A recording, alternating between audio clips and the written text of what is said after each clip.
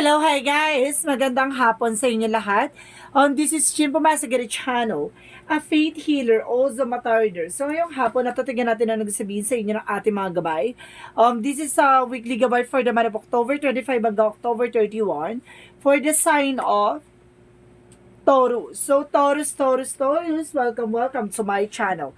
Ano kaya ang messages, advices, and spirit guides ang ating masasagap for today's video? Kanino naman kayang energy or kaganapan sa buhay ng mga Taurus signs ang ating mahagilap? So guys, this reading is a general reading lamang, hindi lahat makaka-resonate. Kunin lamang po ang makaka-relate sa inyo and comment down below kung kaninong energy ang ating nasagap. And of course, maraming salamat sa walang sawang pagsuporta sa aking channel. Lalo na hindi nag-skip ng ads. Naway pagpalain kayo ng Diyos at may kapalsiksik diglig na umapaw ang bumalik sa inyong biyaya. So guys, umpisahan na natin ang laban. Angel Spirit Messages, bigyan mo ako ng isang mensahe para sa ating mga kapatid na Taurus. Okay, dami ha. Daming sabi ha. Okay. There is a Knight of Wands and the Two of Pentacles. So, sinasabi sa'yo dito na there's a final push, no? That brings you a balance. So, ibig sabihin dito, maging balance ka. At, kumbaga, kailangan mong tutukan o kailangan mo ilaban, no? Kahit na pagod ka na, ilalaban pa rin. And because there is a King of Wands, control, no? Kailangan maging control ang emotions. And of course, ang iyong physical appearance or something na kumbaga sa kailangan maging control and of course maging balance. At the same time, there's a higher point, a lesson learned, no? Kailangan mo matuto na pinagdaanan mo from the past na hindi mo kailangan maging padalos-dalos. And of course, the Queen of Pentacles. So, sinasabi dito about sa finances, kumbaga maging practical ka daw, no? Kumbaga itong tao na to, if you are a woman, no? Kumbaga na Taurus, kumbaga magaling ka about sa finances, na marunong ka humawak ng finances. Let's see, additional messages. Because there is an emperor, a maturity and mature. No? Kumbaga maging mature ka sa lahat ng desisyon, sa lahat ng kaganapan sa buhay mo. So what is the Two of Pentacles? Because there is a death card, there is an ending and a new beginning. So sinasabi dito, maaaring may matapos ng part na magdadala sa isa balance. At sinasabi sa'yo dito na kumbaga matuto ka na sa lahat ng pinagdaanan mo, no? And of course, there is a Knight of Wands. There's a King of Cups. There's a devoted and supportive person na may taong tutulong sa'yo o may taong gagabay sa'yo, no? Nagbibigay sa'yo ng, kumbaga katuparan. And of course, there is a Knight of Swords. Kumbaga, there's a success driven. Kumbaga, pabilis na ng pabilis yung kaganapan na nakukontrol mo na ang emotions and of course yourself, rather. So, what is the higher path? Because there's a Page of Swords. Kumbaga, there's an information na kumukuha sa'yo ng mga balita, ng mga idea. So, matuto ka na, no? Na kailangan mong maging maingat. Kumbaga, ginagamit kasi ang iyong creativity or yung ideas. Kumbaga na napapakinabangan nila yan. So, ibig sabihin nito, gamitin mo ng maayos at wasto. No? And of course, there's a Page of Wands, there's a good news. May magandang balita dito. And of course, there's an Ace of Cups. There's a mature person, no, na taong mas ahead sa'yo. Kumbaga, itong tao na to ang tutuklas ng pagmamahal mo. Okay? So, what is that card? And of course, there is a Five of Pentacles in reverse. Ibig sabihin, makaka-recover ka na about sa finances. At the same time, there is Four of Pentacles. Protect your power, protect your energy. Mag-budget ka, no, na naayon sa alam mong kaya mo, no? Kumbaga, magkaroon ka ng equal, no? Marunong ka mag-savings, marunong ka na magdetalye kung saan mo ilalagay ang finances mo. And of course, there's a Wheel of Fortune. A good luck, a destiny is yours, no? Kumbaga, there's a bless. Kumbaga, makukuha mo ang perfect timing for you. So, Page of Sword, get more information, and of course, the Hierophant. What is the Page of Sword, the Hierophant? And of course, there's a Ten of Swords. See, matuto ka na. There's a dami ng betrayal sa'yo. I told you, di ba? Parang ginagamit yung ideas mo, yung information mo. Kumbaga, this time, matuto ka ng limitahan, no? Or kailangan mo maprotektahan yung katangian or kaalaman mo. No, alam mong makakatulong sa'yo at alam mong magagamit mo in the near future. So, let's see what is a Page of Wands and of course the Queen of Pentacles. And of course, there is the Moon card, a revelations, no? A truth reveal. Marami kang malalaman at marami kang matutuklasan. There's an unseen moment, no? May mga bagay na hindi mo pa nakikita pero mailalantad na at mailalahan na. So, what is Emperor and of course the Ace of Cups? There's a giving and take, no? Kumbaga, merong balance dito na itong tao na to na mas mature ahead sa'yo. Kumbaga, pagdating sa buhay pag-ibig, kumbaga, balance siya, no? Kumbaga, merong giving and receiving dito na pagdating sa love and care, no? Kumbaga, itong tao na to naiintindihan ka niya, kumbaga, nauunawaan ka niya sa lahat ng kaganapan sa buhay mo, pati lahat ng mga flaws mo, no? Any your flaws. Kumbaga, i-embrace niya yan. So, let's see what is the outcome. There's an Hermit card. Soul searching, soul enlightenment. May mga bagay na magliliwanag sa'yo about sa Five of Wands na nagbibigay ng conflict. So, and of course, there's an Ace of Pentacles. The big money coming in, no? A big money coming in, and of course, the King of Swords, the being wise, no? Maging wise at least to ka pagdating sa finances. So, let's see what is the angel's number. So, let's see what is the angel's number for you. Kumbaga parang pinapakita dito, there's discipline, kumbaga, discipline, attitudes, and of course, protect your power at the same time. Kumbaga, maging wise at least to ka sa lahat ng bagay, no? May mga taong binibetray ka or may taong, kumbaga, may mga taong naiingit behind your back or something. And of course, the turning event is here na sinasabi ng Wheel of Fortune is a destiny. Kumbaga may naka-destiny sa'yo, tumikot yung kapalaran na may taong mas ahead sa'yo, may taong mas tatanggapin ka kung ano man yung kaganapan sa buhay mo, na magkakaroon ng giving and receiving, no? Na magdadala sa'yo sa outcome na, kumbaga, a big opportunities, no? And of course, there's a 10-10, I am patient, no?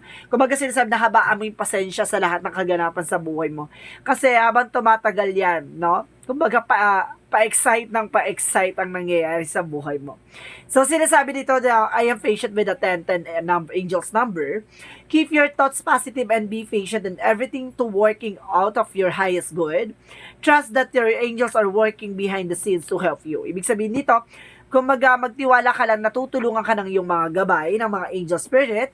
Besides, yun natutulong sa pag-abot ng mga pangarap at pag-ingat sa lahat ng mga bagay na magbibigay sa iyo ng problema. No? Kumbaga, iniingatan ka nito at inilalayo ka sa mga posibilidad na makakasama sa iyo. No? So, let's see what is the yin and yang oracle card. There is a moon, shadow side, and the dark night. So, some of you guys, the double clarification on the moon card. It means, there is a truth reveal. Revelations, no? Maraming nakatagong eksena or hidden agenda. And I told you, truth. See? Ang katotohanan talaga ay may lalahad, no? Ang mga katotohanan at of course kasinungalingan with fake hate, see?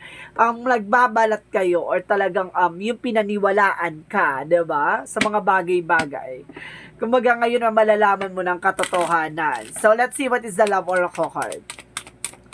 A love oracle card represent separation. Some of you nagkaroon ng separation at the same time, nagkaroon talaga ng parang pagkakahiwalay. And of course, there's a palm tree, no? There's a stability and security. Magkakaroon ka ng security about sa finances. And of course, there's a hammer, no? Nagkaroon ng sabotage. Kumbaga, nagkaroon ng separation dahil sa sabotage, no?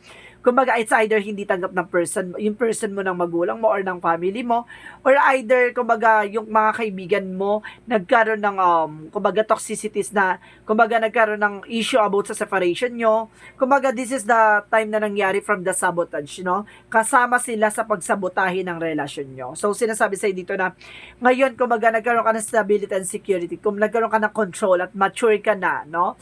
Na kaya mo nang tumayo sa sarili mo pa at, of course, kaya mo naman diga sa decision mo.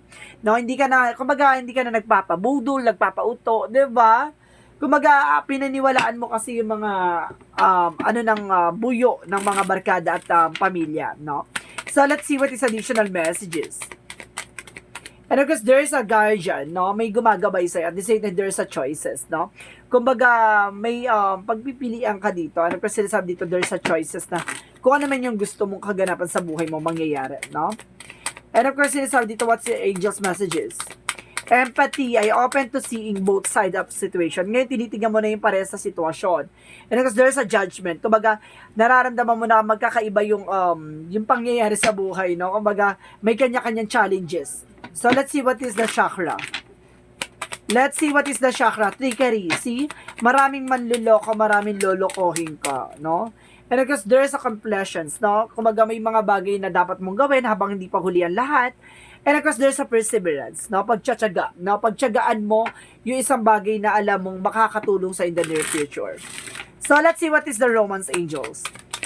Our romance angels will release your ex, no? Kailangan mo nang pakawalan tong ex mo or something na may yung ex mo ay hindi ka pa pinapakawalan until now, no? Kumbaga, there is a clear your energy. Linisin mo yung energy mo, no? Let's see what is Archangel Michael messages. Admit to yourself and act accordingly. Kailangan tanggapin mo sa sarili mo kung ano man ang meron ka, no? Hindi mo kailangan mag-pretend and feeling pretender, no? Kailangan mong maging totoo sa sarili mo. And of course, sense of humor, no? Kumbaga sa lahat ng pinagdadaanan mo, kailangan marunong kang umiti at lumaban. And of course, write about your thought and feelings. Lagi mo susundin yung gut feeling mo, instinct and vibrations, no? So, let's see what is additional messages.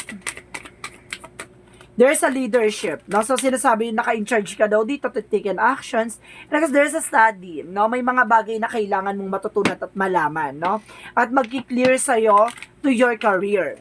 So, let's see what is the Jesus loving quotes. So, sinasabi ni Jesus loving quote, so whatsoever you shall do will all my Father which is the heaven, the same in my brother and sister and my mother. Ibig sabihin dito, kung ano ba yung dapat na ginawa mo, no, sa pamilya mo, ano man ay hindi nang gagawin sa'yo ng pamilya mo para sa'yo, no? Maaring kung ano yung ginawa sa'yo ng pamilya mo, maaring talagang, kumbaga, naging ano lang, no? Parang naging ano siya, kumbaga, may mga bagay na ginawa sa yung family mo na hindi mo nagustuhan or something dito na parang nag-trigger sa'yo, no? How to let it go. So, sinasabi sa'yo dito na, ano ba yung mga dapat mong gawin, diba? Kailangan mong umiwas or kailangan mong dumistansya, no? Kung alam mong hindi nakakabuti sa'yo. So, let's see what is the Moontology. So, what is the Moontology? Show the world the real you. Ipakita mo sa mundo kung sino ka talaga. And of course, there is your commitment is being tested. So, pagdating sa relasyon, kumbaga, subok naman pala. So, let's see what is additional messages for this energy. Sixth chakra, Archangel Metatron. Sinasabi sa'yo dito na, kumbaga, there's an energy, kumbaga, may mga bagay na biglaan or surprises, no? Kumbaga, hindi mo to in-expect na mangyayari. So, let's see what is additional messages. Additional messages. Ano kasi sinasabi dito? Breath of the cosmos. So, sinasabi sa'yo dito na, kumbaga, may will to thy will, micromanage in the universe. Ibig sabihin dito, kung para sa'yo, at mangyayari kung para sa'yo talaga ay para sa'yo, no? So, let's see what is Archangel Raphael messages. Archangel Raphael messages, laughter is the best medicine. Some of you, no, hindi mo kailangan maging lungkot-lungkutan or something, kumbaga, seryosohin yung mga bagay na pinagdadaanan mo. Kumbaga yung parang nagkakaroon ka ng depression and stress, kumbaga marunong ka din dapat ngumiti at tumawa kasi para makatulong sa iyo yan, para hindi mo ganong bitbitin yung negative energy at para makawala ka sa mga negative energy. And of course, I am free. So, ibig sabihin na messages of life. Today, I find the veil of my ego has lifted and visions of my new life. As of fear, now I am focused on my inner growth. I listen only to the voice of my heart, remain steadfast in the energy of love, and find there, I am now free duality, fear, and judgment.